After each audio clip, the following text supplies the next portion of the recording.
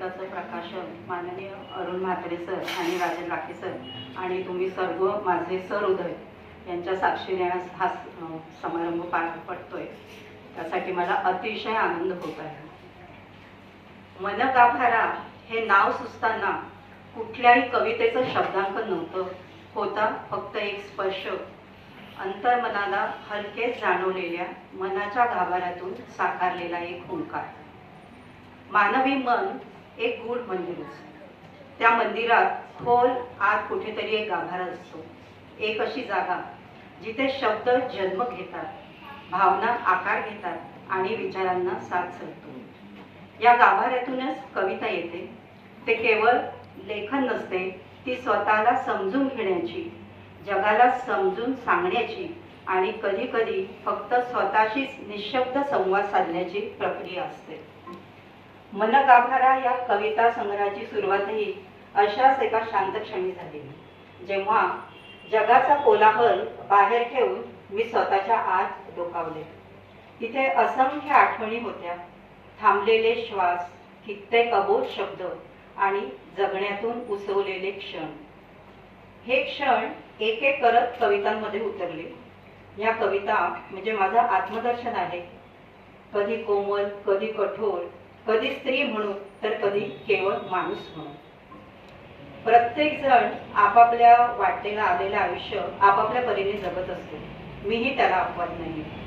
माझ्यासारखी वैद्यकीय व्यवसायात भौतिकोपचार तज्ज्ञ म्हणून रुग्णोपचारात आयुष्य काढलेली व्यक्ती संपूर्णपणे वेगळ्या दुनियेत पाय ठेवून कविता संग्रह प्रकाशित करेल असं स्वप्नातही वाटलं नव्हतं. मन गाभारा ही केवळ कवितांची रचना नाही, तर ही माझ्या संवेदनशीलतेची आणि जगण्याच्या अनुभवांची साक्ष आहे.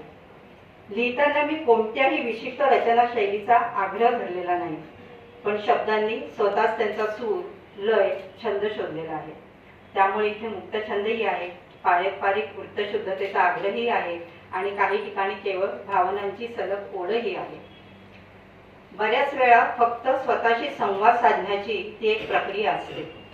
स्त्री म्हणून जगताना अगदी लहानपणापासूनचा आंतरिक संघर्ष, द्वंद्व, घरातील व बाहेरील जबाबदाऱ्यांबरोबरच स्वप्नपूर्तीची धडपड करताना होणारा स्वशोध, दैनंदिन जीवनातील विविध पातळ्यांवर काही कविता उंबरठ्या बाहेरच थबकलेल्या आहेत, तर काही कविते घरातील मूक भावनाच व्यक्त झाल्या आहेत. प्रेम, विरह, शांतता, अस्वस्थता, तटस्थता, ओढ वगैरे वगैरे शब्दात गुंतताना कवितेमधून मुक्तपणे वाहू दिले आहेत. त्यामुळेच या कविता कधी सारंगासारख्या तर काही राग मल्हारासारख्या दाटून येतात. या प्रत्येक कवितेचे साक्षीदार माझे यजमान डॉक्टर अशोक आहेत. त्यांनी कविता वाचताना कधी बदलही सुचवले. संग्रहामागे माझे लिहिणे होते, पण त्यामागे त्यांचे समजून घेणे होते. शब्द साकारत असताना अनेकदा मी हरवले, तेव्हा ते खंबीरपणे उभे होते, मागे नव्हे सोबत. माझ्या शांततेलाही अर्थ मिळाला, कारण ती त्यांच्या समजूतदार शांततेशी जोडलेली होती. हे काही शब्द त्यांचे आभार मानण्यापुरते नाही, पण त्यांच्या आधीही आणि पलीकडेही ते आहेत. लेख चिन्मय, स्नुषा सौकीर्ती यांची सदैव साथ पाठीशी राहिली. त्यांनी दिलेले खंबीर पाठबळ आणि काही जवळच्या आपल्या माणसांनी दिलेली प्रेमाची ऊब याच आधारावर या शब्दांनी मूर्त रूप घेतले. माझ्या मित्रमैत्रिणींनी वेळोवेळी दिलेले प्रोत्साहन, त्यांची कौतुकाची नजर, शब्दांपलीकडची दाद हाच माझा आत्मविश्वास ठरला. लेखन म्हणजे केवळ एकांताची गोष्ट नाही, तर तो संवाद असतो स्वतःशी, आपल्या लोकांशी आणि अखेर वाचकांशी. या प्रवासात पुणे येथील गजलकार श्री मकरंद घाणेकर व कवयित्री लेखिका सौ वंदना मकरंद घाणेकर या सारस व गुढी दाम्पत्याने अतिशय उत्स्फूर्तपणे कविता निवडीपासून ते पुस्तक छापून येईपर्यंत मोलाचे सहकार्य करून अतिशय निस्पृहपणे मार्गदर्शन केले. आदरणीय विग सातपुते सर यांच्याबद्दल काय बोलावं. त्यांना हक्काने कितीतरी गोष्टी विचारल्या आणि त्यांनीही वेळोवेळी सहजपणे, निर्लसपणे मदत करून अमूल्य मार्गदर्शन केले. या सर्वांच्या ऋणातच मी राहू इच्छिते. कविता संग्रह छपाईसाठी पद्मजा प्रिंटर्स आणि पब्लिशर्सनी सहकार्य केले. कविता संग्रह दर्जेदार आणि वेळेत छापून दिल्याबद्दल मी त्यांची मनापासून आभारी आहे.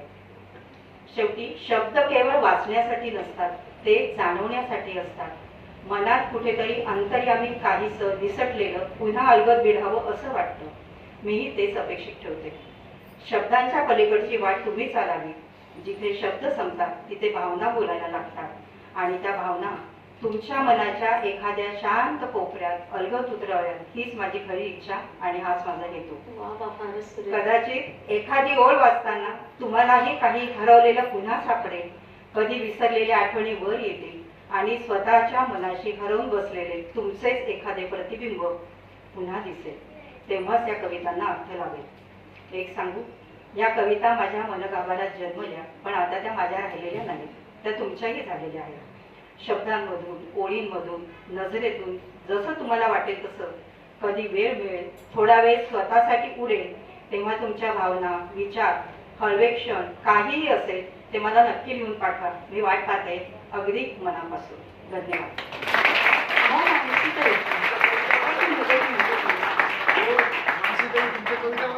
अहो मानसीताई, तेच सांगते।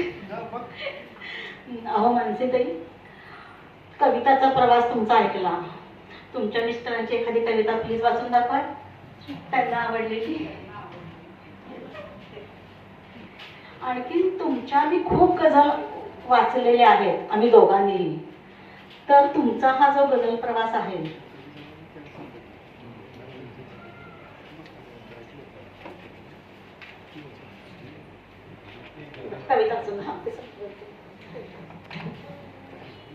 माझ्या मिस्टरांना आवडलेली वीर सावरकरांवरची कविता मी आता मुद्दाम वाचते, त्यांना ती खूप आवडली।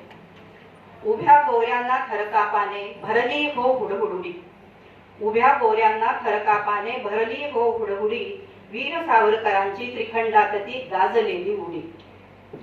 ऐसा पाहुनी देशभक्त तो गहिवरला सागर, ऐसा पाहुनी देशभक्त तो गहिवरला सागर, हेला उनिया शांत जाहला मनी त्याच्याही आदर। लीलया मारली करून अवघ्या देहाची त्या जुडी, लीलया मारली करून अवघ्या देहाची त्या जुडी, वीर सावरकरांची त्रिखंडात ती गाजलेली उडी। मार्सेलिसचा किनारा तो गाठू, मार्सेलिसचा किनारा तो गाठू, होता मनी विश्वास, जणू मृत्यूनेही धरला होता रोखुनी त्याचा श्वास। अचंबित निश्चल होऊनी, अचंबित निश्चल होऊनी, पाहत होती हर घडी, वीर सावरकरांची त्रिखंडात ती गाजलेली उडी। घेतली जगभरात दखलया असीम साहसाची, घेतली जगभरात दखलया असीम साहसाची, आंतरराष्ट्रीय न्यायालयी चर्चा त्यांच्या या धाडसाची। अंदमान गदगदला कैसी, अंदमान गदगदला कैसी, सोसे शिक्षा ती कुडी, वीर सावरकरांची त्रिखंडात ती गाजलेली उडी। कसे विसरावे भारतीयांनो या महान राष्ट्रवीरा, जय जयकार करू लीन होऊनी या क्रांतीवीरा। ज्वाज्वल्य देशाभिमानाने केली साऱ्यावरती कडी, वीर सावरकरांची त्रिखंडात ती गाजलेली उडी। उभ्या गोऱ्यांना थरकापाने भरली हो हुडहुडी, वीर सावरकरांची त्रिखंडात ती गाजलेली उडी। सावरकरांना आपल्या सगळ्यांकडूनच श्रीवार मानाचा मुजरा। मानसीताई, तुमच्या गझल आम्ही दोघांनी खूप वाचलेले आहेत, तर तुमची एखादी आवडती गझल? खूप नावाची गझल आहे। फक्त एका भाकरीची भूक आहे, भूक कोणा लागणे काय सुख आहे। फक्त एका भाकरीची भूक आहे, भूक कोणा लागणे काय सुख आहे। बोलले की वाद मोठा होत जातो, बोलले की वाद मोठा होत जातो, त्याचसाठी राहते मी मूक आहे, त्याचसाठी राहते मी मूक आहे। फक्त एका भाकरीची भूक आहे, दावते मी राग खोटा रोज त्यांना, त्याग खोटा रोज त्यांना अंतरी पण मी जरा भावुक आहे अंतरी पण मी जरा भावुक आहे फक्त एका भाकरीची भूक आहे संकटांच्या मालिकांना अंत नाही संकटांच्या मालिकांना अंत नाही वाट खडतर नेमकी अंधुक आहे वाट खडतर नेमकी अंधुक आहे फक्त एका भाकरीची भूक आहे. शेवटचा शेर आहे. हास्य माझे भावते साऱ्या जणांना हास्य माझे भावते साऱ्या जणांना वेदना कोणास ना ठाऊक आहे वेदना कोणास ना ठाऊक आहे फक्त एका भाकरीची भूक आहे भूक कोणा लागणे का चूक आहे भूक कोणा लागणे का चूक आहे.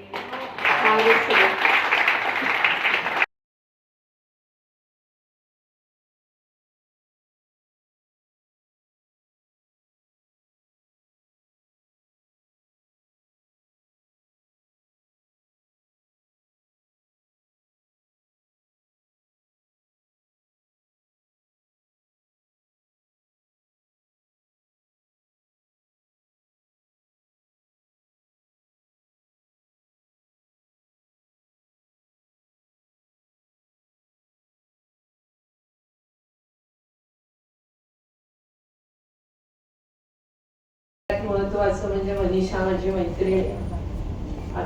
आता जे आपण सगळ्यांचं मनोगत वगैरे ऐकलं आणि बाकी पण कोणी कोणी अजून कवयित्री लेखिका किंवा काही असतील अशी प्रतिभा संपन्न मी अजिबात नाहीये. त्यामुळे मी जे काही बोलणार ते मी एक अगदी माणूस आपल्या रोजच्या जीवनातली आणि मला ती माणूस म्हणून जशी कळली आहे कारण मी तिच्याबरोबर MGM हॉस्पिटलमध्ये साधारण 36 वर्ष एकत्र होते.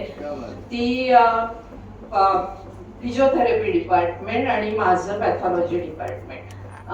खरं तर दोन्ही डिपार्टमेंट अगदी वेगळी पण पहिल्याच नोकरीच्या दिवशी मला तिच्या बरोबरचीच माझी दुसरी फिजिओथेरपिस्ट मैत्रीण भेटली आणि नंतर त्या तिघी चौघी जणी म्हणजे माझं माहेर म्हणतात ना तसं झालं होतं की आपण जेव्हा नोकरी करतो काही करतो तिथेही आपल्याला खूप प्रॉब्लेम असतात म्हणजे बाकीचे काही प्रॉब्लेम शारीरिक प्रॉब्लेम कितीही काही असलं तरी त्यावेळेला मला इतका आधार असायचा की ह्या सगळ्या जणी माझ्या बरोबर आहेत आणि असं झालं की मी त्यांच्यात सगळ्यांच्यात लहान म्हणजे आता आपण सगळेच ज्येष्ठ नागरिक आहोत पण सगळ्या जणी रिटायर्ड झाल्या आणि त्याच्यानंतर शेवटची 5 वर्ष मी आणि मनीषा दोघीच जणी होतो म्हणजे फिजिओथेरपी आणि याच्यामध्ये. आता अजून एक मैत्रीण पण आहे माझी इथे. तर त्यावेळेला असं झालं की मग आम्ही दोघी जास्त जवळ आलो. म्हणजे आता मी तुम्हाला मैत्रीण असं म्हणते पण मला असं वाटतं की मैत्रीच्या बरंच पलीकडचं आमचं नातं आहे जे मला असं नाही सांगता येणार नक्की काय आहे पण नक्की आहे. जसं पु ल देशपांडे वगैरे म्हणायचे की असं रोज भेटण्याची गरज नाही तसं आम्ही रोज नाही भेटत रोज आमचा फोन होत नाही पण अजूनही अशी एक खात्री आहे की मला काही झालं तर मनीषा आहे किंवा कुठलाही प्रॉब्लेम असेल तर मी तो तिला सांगू शकते. बाकी दुसरं सांगायचं झालं तर फिजिओथेरपी मध्ये आता ती डिपार्टमेंट म्हटलं की आपल्या समोर असं येतं येणारे पेशंट म्हणजे कोणाचा हात वाकडा कोणाचा पाय वाकडा कोणी व्हील चेअरवरनं कोणी असेच येणारे पण ते पेशंट ज्या वेळेला परत जायचे तेव्हा काही दिवसात नाही म्हणत काही महिन्यात काही वर्षामध्ये ते जेव्हा परत भेटायला यायचे ना तेव्हा त्यांच्याकडे बघितलं की आपल्याला खरंच नाही वाटायचं की हा माणूस असा आला होता. आता ह्या सगळ्यांची नावं मला नाही सांगता येणार मी ते बघितलेत पण माझ्या ओळखीतले काही पेशंट डॉक्टर गोंधळकर डॉक्टर गोंधळेकर ज्यांना माथेरानला ऍक्सिडेंट झाला होता त्या, किंवा आमच्यातल्या एका सिस्टरचे मिस्टर वगैरे, त्या म्हणजे असं नंतर बघितल्यावर कोणाला खरंच नाही वाटणार की ह्यानी ते ना ट्रीटमेंट देऊन त्या इतक्या बऱ्या झाल्या. अगदी साधं आत्ताचं उदाहरण, तर माझं 1-1.5 महिन्यापूर्वी ऑपरेशन झालं डोळ्यांचं, तर तिथले आमचे डॉक्टर अग्रवाल त्यांच्या मिसेसनी मला असं सांगितलं, त्या अनेस्थेसिस्ट त्यांच्या शब्दात मी तुम्हाला सांगते की आज आमचं हॉस्पिटल जे काही सुरू आहे ते केवळ मनीषामुळे आहे. की ज्या वेळेला त्यांना नक्की काय झालं होतं का माझ्या लक्षात नाही, आता माझंही वय झालंय विसरते, तर त्यांना हाताचा प्रॉब्लेम झाला होता आणि तोही उजव्या हाताचा. आता डोळ्यांची सर्जरी म्हणजे मेन उजव्या हाताचं काम, तर ते मनीषा त्यांच्या वेळेला फक्त मला वाटतं मनीषाच होती, बाकीच्या सगळ्या रिटायर्ड झाल्या होत्या. मी स्वतः बघायची, कारण तेव्हा मी पण फिजिओथेरपीलाच असायची, की ते त्यांच्यावर घेतलेल्या मेहनतीमुळे त्यांचा हात इतका बरा झाला की आता त्यांचं हॉस्पिटल व्यवस्थित सुरू आहे. आता माझ्या वहिनीचं ऑपरेशन आत्ताच झालंय तिथे. तर आणि अशी बरीच उदाहरणं देण्याच्या ऐवजी अगदी जिथं जागतं उदाहरण तुमच्या समोरच उभं आहे. मी स्वतः रिटायरमेंटला 1 वर्ष असताना मला ऍक्सिडेंट झाला. माझ्या हातामध्ये 5 तुकडे झाले आणि आता त्याच्यामध्ये 2 रॉड आणि काही 10-15 स्क्रू वगैरे. पण त्यावेळेला मनीषाला रिटायर्ड व्हायला फक्त 7 महिने होते. मी 1 महिना झाल्याबरोबर हॉस्पिटलमध्ये जॉईन झाले आणि त्याच्यानंतर तिने जो काही माझ्यावर मेहनत घेतली त्याचा परिणाम म्हणजे आता कुणालाही खरं नाही वाटणार की माझ्या हाताला असं काही झालंय, बारीक सारीक कुरबुरी सोडा. आणि ज्या दिवशी माझा हात पहिल्यांदा खांद्याला लागला त्यावेळेला माझ्या नाही मनीषाच्या डोळ्यातून पाणी आलं होतं. अशी बरीच उदाहरणं म्हणजे सांगता येतील, पण आता मला माहितीये की मला जास्त नाही वाढवायचंय, त्याने तिकडनं सांगितलंय. पण मला असं वाटतं की प्रत्येक कलाकार जो काही असतो त्यावेळेला आपण कुठलीही कला बघितलं, म्हणजे आता हे साधं बघितलं तरी आपण असं पटकन म्हणतो काय मस्त केलंय ना. तर त्या प्रत्येक कलाकाराच्या पाठीमागे मला वाटतं कुठेतरी दैवी शक्ती असते. तर अशी कवयित्री, लेखक, लेखिका हे एक प्रकारचे कलाकारच असावेत असं मला वाटतं. आणि त्यांच्यावर आता ही जशी इथे देवी सरस्वती त्यांच्यावर काय प्रसन्न असते. आता आपण जीवनामध्ये प्रत्येक जण देवाची सेवा करतो, कुठल्या ना कुठल्या तरी कारणाने भक्ती काहीतरी करत असतो. त्या प्रत्येक वेळेला आपली काही अपेक्षा नसते की आपल्याला देवाकडून काही मिळावं, पण देव मात्र नकळत ते आपल्याला देत असतो. कधीतरी जाणवतं की नाही नाही हे आपल्याला कसं काय मिळालं बघा, पण ते कुठल्या तरी आपल्या भक्तीचं फळ असतं. आता आपण ज्या वेळेला नोकरी करतो, काही करतो, तिथे काम करणं, आपलं बेस्ट देणं हे आपलं कर्तव्यच असतं. पण आता मनीषाची नोकरी ही काही त्या दिवशीचा काय म्हणतात ना बँकेतल्या नोकरीसारखं काम संपवलं असं होत नव्हतं. तिला त्या पेशंटसाठी खरोखरच खूप मेहनत घ्यावी लागायची. मी स्वतः बघितलेलं आहे, म्हणजे मी तशी बरेच वेळा असायची फिजिओथेरपीला, की पेशंट तयार नसला तरी ह्या काही त्यांना सोडायच्या नाही. म्हणजे पेशंटनी त्यातून बाहेर येणं हे आपलं पगार मिळतो म्हणून नाही, पण आपलं ते कर्तव्यच आहे असं समजूनच ते कायम केलं गेलं. आणि मला वाटतं ह्याच्याहून दुसरी देवाची सेवा किंवा देवाची भक्ती ही आणखी नसते. आणि त्यामुळे आता नंतर ही जी काही प्रसन्न झालेली देवी आहे ती त्या प्रत्येक मानवाच्या मध्ये जो काही एक अंश असतो देवत्वाचा, आपण असं म्हणतो की आपल्या प्रत्येकामध्ये कुठे ना कुठेतरी देवाचं अस्तित्व असतं, त्या सगळ्यांची प्रसन्नता तिला मिळाली आहे. काय त्यांच्यामुळे ती आता म्हणजे आफ्टर रिटायरमेंट नंतर आता प्रत्येकाला असं वाटतं आपण काय करायचं, तर तो आता तिला प्रश्नच नाहीये. तर आणि रिटायरमेंट नंतर आणि आधी मुख्य म्हणजे नातीच्या आगमनानंतर आजीला कंठ फुटला, म्हणजे एकदमच सुसाईड सुटली ती नात जीवनामध्ये आल्यानंतर. अर्थात त्याच्या आधीही तिच्याकडे हे गुण आहेत हे मला कळत होतं, कारण माझ्या वाढदिवसाला तिने दिलेली पत्र कविता अजूनही माझ्याकडे आहेत. त्याच्या आधी ती काहीतरी चारोळ्या वगैरे करायची ज्याची वाट माझी आई बघायची. मला ती फोन करून विचारायची आज तुझ्या मनीषाने व्हॉट्सअपवर पाठवली नाही का चारोळी, म्हणजे मी तिला ती ऐकवायची. म्हणजे त्याची सुरुवात तेव्हापासूनच झालेली होती.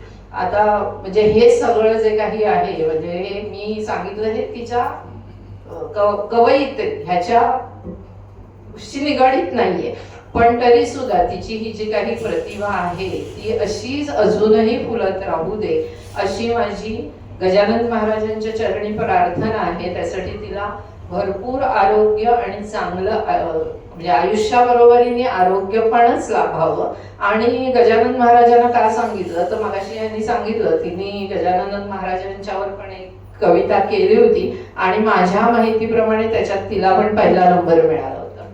त्यामुळे अशा सदिच्छा देऊन मी आणि आधी आता मी कुठली तयारी न करता अगदी 2 मिनिटात तुमच्या समोर बोलले जे काही असेल ते खूप छान बोला, मस्त बोला.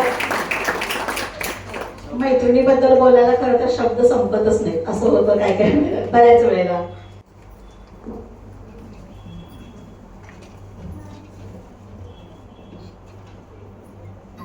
आदरणीय व्यासपीठ, आजच्या या प्रसंगी फक्त 2 शब्द आपल्यासमोर मांडावेत म्हणून काल मला मामींनी सांगितलं मी मानसी पाटीलांचा भाचा आणि मी कसा कम्प्युटरच्या क्षेत्रामध्ये काम करणारा व्यक्ती, त्याच्यामुळे यंत्राशी निगडीत असा व्यक्ती, शब्दांशी खेळणं जरा मुश्किल होतं, पण तरी सुद्धा थोडासा प्रयत्न केला आणि संध्याकाळी थोडासा वेळ देऊन काही शब्द जे सुचले ते तुमच्या समोर मांडण्याचा प्रयत्न करतोय. काव्य ही एक अभिव्यक्ती आहे आणि अभिव्यक्ती ही मानवी मनाची एक नितांत गरज आहे. आणि मानवी सर्जनशीलतेचा उच्चतम आविष्कार जो मानला जातो तो काव्य प्रकार आहे. कारण आम्ही जे सगळे काम करतो किंवा यंत्राच्या भागामध्ये काम करतो, तर आता जे AI वर्सेस ह्युमन इंटरॅक्शन असं चालू आहे त्याच्यामध्ये एक जे स्पीच ऐकलं त्याच्यामध्ये त्या वक्त्यांनी सांगितलं होतं, अतिशय विद्वान असे वक्ते होते. त्यांनी सांगितलं होतं की AI ला काय जमणार नाहीये तर AI ला काव्य करता येणार नाहीये, कारण काव्य ही मानवी सर्जनशीलतेची उच्चतम पातळी आहे. आणि आपल्या मनामध्ये जे क्षणाक्षणाला वेगवेगळे भाव निर्माण होतात त्यांना शब्दरूप देता येणं ही खरंच एक दैवी देणगी आहे. आयुष्यातील प्रत्येक क्षण जो जाणीवेने जगतो तो कवी. त्यामुळं सगळेजण जाणीवेने जगतात असं नाहीये. सुखासाठी जगतात तो सामान्य माणूस, पण आनंदासाठी जो जगतो तो कवी. लहानपणापासून अगदी आजपर्यंत म्हणजे वयाच्या या टप्प्यापर्यंत आयुष्याच्या वेगवेगळ्या भागांमध्ये आलेल्या सगळ्या व्यक्ती, संस्था, प्रसंग, भावभावना, अनुभव, निरीक्षण या सर्व गोष्टींचं मनात उमटलेलं प्रतिबिंब म्हणजे मनगाभारा. आजच्या या मनगाभारा कविता संग्रहाच्या प्रसंगी आयुष्यभर आपलं कवित्व मामींनी जपलंय आणि ते आज आपल्या सर्वांसाठी प्रकाशित केलेलं आहे. त्यामुळं आजच्या या प्रकाशन सोहळ्याच्या निमित्ताने डॉक्टर मानसी पाटील या माझ्या मामींना मनपूर्वक शुभेच्छा. आपण आनंदाचा शोध घेत वाचन, लेखन, गायन अशा विविध माध्यमातून आजपर्यंत आपलं जीवन मार्गक्रमण केलेलं आहे. आणि हाच जो आनंदोत्सव आहे या आनंदोत्सवामध्ये आपण आम्हा सर्वांना सामील करून घेतलं याबद्दल आपले मनपूर्वक आभार, धन्यवाद. आणि अशीच संधी आपण आम्हाला नेहमी नेहमी द्यावी अशी एक अपेक्षा. पुढच्या वाटचालीसाठी मनपूर्वक शुभेच्छा. धन्यवाद महेश सर, खूप छान मनोगत व्यक्त केलं. आता मला कल्पना आहे की एवढं सगळं छान ऐकल्यानंतर जास्त वेळ की आपल्याला कविता सगळ्याकडे घालवायचा नाहीये, परंतु या माणुसक्यांच्या प्रेमापोटी आपल्याला थोडंसं ऐकावं लागणार आहे. तर एकच कविता सादर करणार आहे. आणि जसं आपलं नाव काय वंदनाजी म्हणाल्या की ते खूप छान निवेदन करतायत, त्यांचे कौतुक आहे. एक कविता आपल्यासाठी बघा की आयुष्यभर लटकत उभे पडते, आयुष्यभर लटकत उभे पडते, घरांचं सौंदर्य वाढवत राहतं. आयुष्यभर लटकत उभे पडते, घरांचं सौंदर्य वाढवत राहतात, कधी तर सौंदर्यवतीचं लावणी लपवून ठेवतात. पडदे पडदे उभे आडवे रंग महालात, पडदे उभे आडवे रंग महालात नायिकेच्या आविष्कारात. पडदे नसतानाच मुळी, पडदे नसतानाच मुळी दारिद्र्य झाकण्यासाठी पडदे जपतात घराचा इतिहास वर्षानुवर्षे. आणि मग पडदे बुडू लागले तर, आणि मग पडदे बुडू लागले तर वादळान महाल घालू लागतील भूकंपाच्या तडाख्यासारखे. पंचतारांकित हॉटेलची खोली उलगडत जाईल, पंचतारांकित हॉटेलची खोली उलगडत जाईल. एक हळूवार कोपरा आणि लिहू लागेल कादंबरी माणसाच्या अतूट नात्यांची की आलवार संबंधांची. ओके, मस्त. एक हळूवार कोपरा आणि लिहू लागेल कादंबरी माणसाच्या अतूट नात्यांची की आलवार संबंधांची. पडद्यानं डोळे आणि कान असते तर, पडद्यानं डोळे आणि कान असते तर जरा जपूनच बरं का. येणाऱ्या भविष्यात पडदे पाहूही शकतील, ऐकूही लागतील, बोलूही लागतील. पाठवतील संदेश आपल्या बॉसकडे अवधेतपणे सत्याच्या नानकच्या जमान्यात. मस्त. खरं सांगू जरा जपूनच बरं का. पडद्याशी खेळू नका, पडद्याशी घेऊ नका, त्याला कमी लेखू नका. तेच आहे तुमचं अस्तित्व, अस्मिता, लावण्य, इतरही बरंच काही मनापासून जपणारे. खूपच सुरेख पडदे. पुढची कविता सादर करणार मानसी त्यांच्या मनगाभऱ्यामध्ये आता 5-6 कविता असणार आहे. वाट माझी मोकळी. घर आणि दवाखाना ह्या तारेवरच्या पसंतीमध्ये स्वतःचे अस्तित्व सिद्ध करताना एका प्रसंगी वेगळ्याच मार्गाने जावेसे वाटते.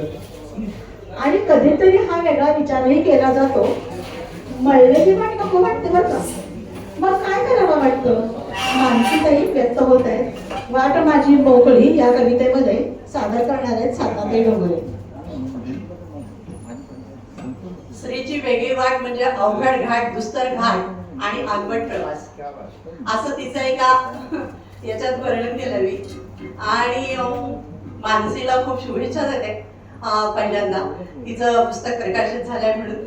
कारण तिने म्हणजे कागदाचं पान केव्हा होतं तर ज्यावेळी अक्षरांचे शब्दांची वाक्य आणि वाक्याला अर्थ देऊन पुन्हा ते अक्षर राहावे म्हणून शब्दांचं अक्षरपण कागद जेव्हा आपल्या अंगावर गोंधळून घेतात, मुद्रित होतात, त्यावेळी कागद राहत नाही तर त्याचं पान झालेलं असतं. तर मनगाभऱ्याची सगळी कागद राहिलेली नाही आहेत तर त्याची पानं झाली. आणि जी आता आपण वाचणार आहोत तर मानसीची कविता सादर करते की वाट माझी मोकळी. वाट माझी वेगळी कुठे म्हणता येतो तिला, वाट माझी वेगळी कुठे म्हणता येतो तिला. त्या मलिन वाटेवर चालायचा कंटाळा आलाय तिला. वाट माझी वेगळी असू द्या खडतर मार्गाची, वाट माझी वेगळी असू द्या खडतर मार्गाची. घेऊन पाहू द्या ना परीक्षा माझ्यातल्या क्षमतेची, घेऊन पाहू द्या ना परीक्षा माझ्यातल्या क्षमतेची. वाट माझी वेगळी असू द्या बिकट वळणांची, घेऊन पाहू द्या ना कसोटी माझ्यातल्या हिमतीची. म्हणजे आधी क्षमता झाली, क्षमता आहे हे लक्षात आल्यावर हिंमत आली. वाट माझी वेगळी असू द्या प्रवाहाविरुद्ध जाण्याची, आजमावून पाहू द्या ना ताकद संकटाला भिडण्याची. वाट माझी वेगळी एका अनवट प्रवासाची, वाट माझी वेगळी एका अनवट प्रवासाची. लाभू द्या ना समाधान शांती स्वतःला गवसण्याची. वाट माझी वेगळी जरी मला चोखाळायची, वाट माझी वेगळी जरी मला चोखाळायची. वेगळाच आनंद वाटेल साथ असता स्वजनाच्या पाठिंब्याची. म्हणजे ही सगळी वाट बिकट आहे. सगळं झाल्यानंतर स्वजन असेल तरच त्या वाटेला अर्थ आहे. हे अतिशय सुंदर सांगितलंय. खूपच छान कविता, मस्त. पुढची कविता सादर करणार आहेत माननीय गुरुदत्त वाकडेकर. माननीय गुरुदत्त वागलेकर आलेत का? पती पत्नींचं नातं प्रेम, विश्वास आणि पारदर्शकता यामुळे फुलत जाणारे सहजीवन. कौटुंबिक जीवन जगताना थोडं तुझं थोडं माझं, 4 पावलं पुढं मागं करतच तो जो क्षण असतो तो माणसे यांनी गोंधळ या कवितेमध्ये टिपलेला आहे. सादर करत आहे गुरुदत्त वागलेकर सर. धन्यवाद. माणसाने खूप साऱ्या शुभेच्छा सगळ्यासाठी सर आलेले आहेत आणि सरांच्या समोर ही कविता सादर करायची संधी मिळाली आहे. सर कविता शीर्षक आहे गोंधळ. कुणी कधी ती कशी कोरली नात्यांमधली गोंधळ नक्षी. कुणी कधी ती कशी कोरली नात्यांमधली गोंधळ नक्षी. तुझ्या रूपाने जीव लाभला एक विसावा गोंधळ नक्षी. घट्ट बांधली धाग्याची विण, घट्ट बांधली धाग्याची विण, असे भरोसा भक्कम पाया. जुळे मनाशी विचारधारा, विनता खोपा शिनली काया. प्रेम प्रीतीचे हे तारांगण, प्रेम प्रीतीचे हे तारांगण, मनांगणी या स्पर्श लागवी. धुंद जाहली जीवन यात्रा, तना मनाची चैत्र पालवी. हवी आसक्ती कलागुणांची, हवी आसक्ती कलागुणांची. कधी प्रेरणा कधी चेतना, संयम आणि विवेक थोडा. कुणी कुणाला दिली मंत्रणा. फारच मस्त. दूर जाहली संकट चिंता, मिळे आसरा तुझ्या पावली. शेवटच्या ओळी. दूर जाहली संकट चिंता, मिळे आसरा तुझ्या पावली. मधुमासाची देई चाहुल, आश्वासकही तुझी सावली. आश्वासकही तुझी सावली. फारच सुरेख. मस्त माहिती. चौकट तयार होते, चौकटीची खिडकी तयार होते. ऐकूया पुढची कविता. आठवणींची खिडकी, कवयित्री डॉक्टर मानसी पाटील. आठवणींची खिडकी थोडी किलकिली झाली, तुझ्या आठवणींनी पापणी ओली झाली. आठवणींना थोपवल्या, ओघळू दिल्या मनभर. ओघळत्या आठवणींनी मन हलके कणभर. तुझी आठवण झाली, तुझी आठवण आली, खुली होऊन हसले. कसं सांगू गुपित माझं जे मनात खोल साठवलं. तुझ्या आठवणींचा सडा खिडकीतून बघितला. तुझा विरह मात्र असा मनभर पसरला, असा मनभर पसरला. डॉक्टर मानसी पाटील, खूप खूप शुभेच्छा पुढील वाटचालीसाठी. आठवणीची खिडकी. फारच मस्त कविता. पुढची कविता सादर करणार आहे शुभदा उदगावकर. मानसी त्यांचीच कविता आहे कल्पनेची बाधा. आपल्या सगळ्यांचं मन चौफेर धावणार. मनाच्या विस्तीर्ण विश्वामध्ये अनेक कल्पनांचा उगम मात्र नक्कीच होत असतो. पकडता येतो, खरंच काही समजत नाही. नक्की कसं असतं मन? ऐकूया मानसी त्यांची कविता मन. मना तू का अंगण नाहीस असा, की कितीही वाचा अनाकलीय सजा. तू म्हणजे गडगडणारा भोवरा, तुझ्या आवर्तनात कसा आवरावा पसारा. तू म्हणजे एक भरकटणारं तारू, तू म्हणजे एक भरकटणारं तारू. सांग ना हेळकावणारा तू कसा आवरू. तू म्हणजे काळोखातील गुहा, तू म्हणजे काळोखातील गुहा. त्यात प्रवेश कसा करायचा प्रश्न पडतो खरा. तू म्हणजे भूल, तू म्हणजे चकवा. कधी कधी खरंच वाटतोस फसवा.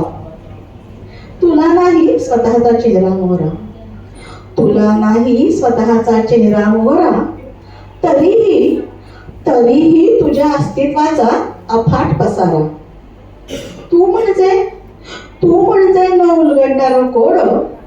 भऱ्यांना सुटणार आहेस थोडं, भऱ्यांना सुटणार आहेस थोडं. धन्यवाद.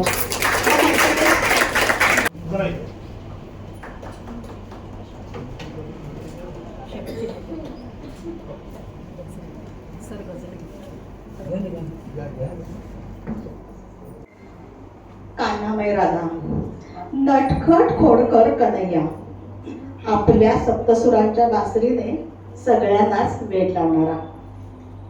ह्या बासरूच्या सुरावर, ह्या गानावर निश्चित प्रेम करणारी राधा, राधाकृष्णाच्या प्रेमावर अनेक गाणी, अनेक भजन अजरामर आहेत. ऐकूया मानसीताईंचे कानामय राधा. कानामय राधा. निळी निळाई अवकाशाची पांघरलेली राधा मी, मावळतीला तुला भेटण्या आसुसलेली राधा मी. निळी निळाई अवकाशाची, निळ्यात आहे तुझी सावली, सांजेच्या गर्भी तू मग्न होऊनी वाट पाहते व्याकुळलेली राधा मी. या हृदयीचा भाव जाण रे कृष्ण मुरारी तू माझा, तव भेटीची सावळ बाधा बावरलेली राधा मी. वेणूचा स्वर कानी पडता हो कातर कातर मन होते, कोठे शोधू तुला मुकुंदा घाबरलेली राधा मी. चंदन गंधिता निळाई तरे अस्तित्व तुझे जाणवते, कृष्ण सावळी सारी सृष्टी मंतरलेली राधा मी. गोपी संगे रास खेळता भान विसरला तू कृष्णा, डोळे भरून तुला पाहण्या आतुरलेली राधा मी. शेवटचा शेर आहे. युगायुगांची तुझी असोशी मनास माझ्या सतावते, यमुना काठी तुझी भेटन सावरलेली राधा मी. निळी निळाई अवकाशाची पांघरलेली राधा मी, मावळतीला तुला भेटण्या आसुसलेली राधा मी, आसुसलेली राधा मी. धन्यवाद. इतक्या सुरेल आवाजातली गझल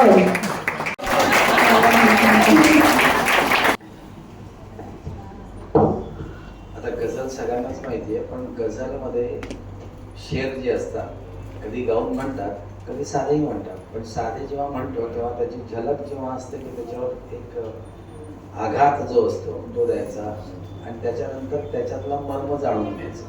तर थोडक्या शब्दाची कविता तर असते थोडक्या शब्दात, पण गझल त्याच्यापेक्षा थोडक्या शब्दात असते.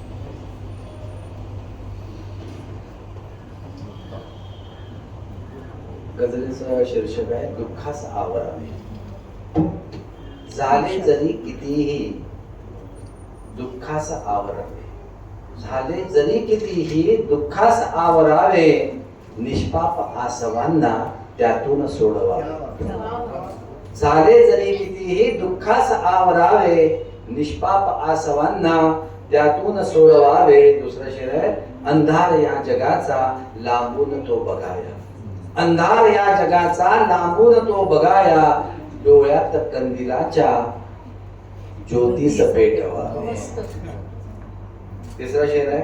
येतात जीवनात नि म्हणतात मित्र आपुले, येतात जीवनात आणि म्हणतात मित्र आपुले, मैत्रीस अनुभवाच्या मैत्रीत अनुभवाच्या मैत्रीस अनुभवावे, मैत्रीत अनुभवाच्या मैत्रीस अनुभवावे. देशात वाढलेला अन्याय पाहताना, देशात वाढलेला अन्याय पाहताना तलवार घेतलेल्या हातास थांबवावे, तलवार घेतलेल्या हातास थांबवावे. शेवटचा शेर आहे, रात्रीस पाप घडते, रात्रीस पाप घडते वाटे घडू नये जर, रात्रीस पाप घडते वाटे घडू नये जर, चंद्रास पौर्णिमेच्या दररोज बोलवावे, चंद्रास पौर्णिमेच्या दररोज बोलवावे. हा शेर मला खूप आवडतो सर तुमचा, खरंच खूप. आणि मला आता तुम्ही ह्याच्यात म्हणजे ह्याच्यावर उभंच केलं आहे, पण एक सांगतो की आजचा क्षण चांगला आहे. हा क्षण कधी येत क्षणभंगूर असतात, आयुष्य क्षणभंगूर असतात, येत नसतात क्षणभंगूर. त्या म्हणजे क्षण काय म्हणतो त्याला अनुभवायचे असतात. तर हा क्षण उद्या, आज मी इथे आहे, तुम्ही या खुर्चीवर आहात, पण इथे तुम्ही नसाल, तिसराच माणूस असेल, असे क्षण येत नाही. म्हणून फक्त क्षणाचं महत्व सांगतो. क्षणभंगूर क्षणे सारे क्षणाक्षणाला जाणावं, क्षणभंगूर क्षणे सारे क्षणाक्षणाला जाणावं. क्षणात कुठे काय होईल क्षणात कोण सांगावं. म्हणून क्षण महत्वाचा, क्षणाक्षणाला जपावं. क्षण महत्वाचा, क्षणाक्षणाला जपावं. फुलं तोडून काट्यांना अलगद दूर सारावं. क्षण वेचावं, क्षणाक्षणाला वेचावं, क्षणाक्षणाला टिपावं, क्षणाक्षणाला टिपावं, क्षणाक्षणाला वेचावं. वेचलेल्या क्षणातील क्षणांना टिपून संग्रही ठेवावं. मस्त. क्षणाक्षणाला साधावं, क्षणाक्षणाला जिंकावं, क्षणाक्षणाला साधावं, क्षणाक्षणाला जिंकावं. जिंकलेल्या त्या क्षणांचं रहस्य उलगडत राहावं. क्षणाक्षणाला, क्षणाक्षणाचं महत्व आपल्याला नाही कळलं असतं. क्षणाक्षणाचं महत्व क्षणालाच ते कळावं, क्षणाक्षणाचं महत्व क्षणालाच ते कळावं. अरे आजचा सुंदर क्षण आपला, उद्याचं कोणी सांगा. म्हणून क्षणभंगूर क्षणा म्हणून थोडस जगून घ्यावं, क्षणात थोडस जगून घ्यावं आणि क्षणात बाहेरही पडावं. क्षणात थोडस जगूनही घ्यावं, क्षणात बाहेरही पडावं.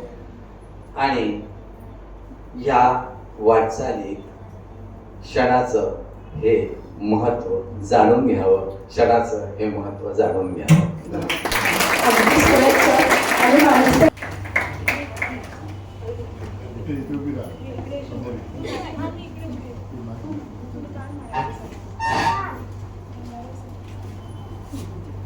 धन्यवाद.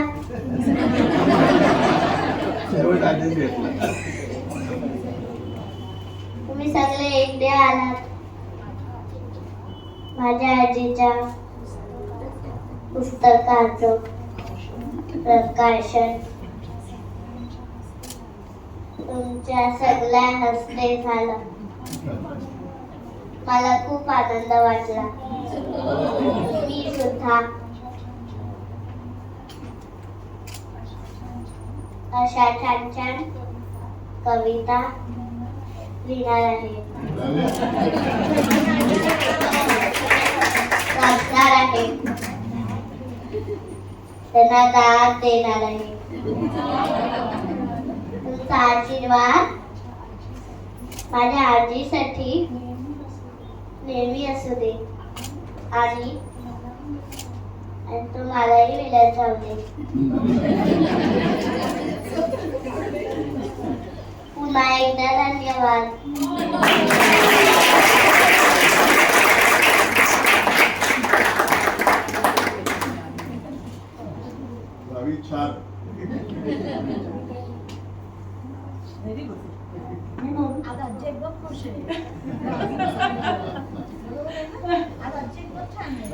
आम्हाला सगळ्यांना खूप आनंद वाटतोय तुम्ही सगळे इकडे आलात. आमच्या आईची कवितेच्या पुस्तकाचं प्रकाशनासाठी तुम्ही सगळे आलात. त्यांना एवढं तुम्ही भरभरून प्रेम दिलं, त्यांना एवढं तुम्ही प्रोत्साहन दिलं, त्याचा आम्हाला खूप अभिमान आहे, कौतुक आहे आणि अक्षरशः धन्यवाद तिच्या शब्दांमध्ये आणि माझ्या शब्दांमध्ये. आणि राजन लाखे सर, अरुण म्हात्रे सर, तुम्ही आलात, लांबून आलात, ह्याचं आम्हाला खूप कौतुक आहे. म्हणजे मी तर माझे बाबा पण इकडे आहेत, ते म्हणतील मराठी भाषा आणि काव्य हे माझ्यापासून खूपच लांब आहे. तसं आम्ही इंग्लिश मिडियम मधली शिकलेली मुलं, वाचता येत आहे पण समजतंय उमजत नाही, असे सगळे प्रकार. आणि मला तिकडे आभार मानायला उभं केलंय तर माझ्यासाठी खूपच मुश्किल परिस्थिती आहे प्रामाणिकपणे सांगायचं तर. पण तरी सुद्धा धन्यवाद. तुमचे आशीर्वाद आमच्याबरोबर नेहमीच राहू दे. आमच्या आईंच्या कवितेच्या संग्रहाच्या निमित्ताने ते अजून वाढू दे, त्यांना अजून एक दिशा देत राहा तुम्ही पुन्हा. बस एवढंच सांगून माझे आभार मानते. धन्यवाद. थँक्यू.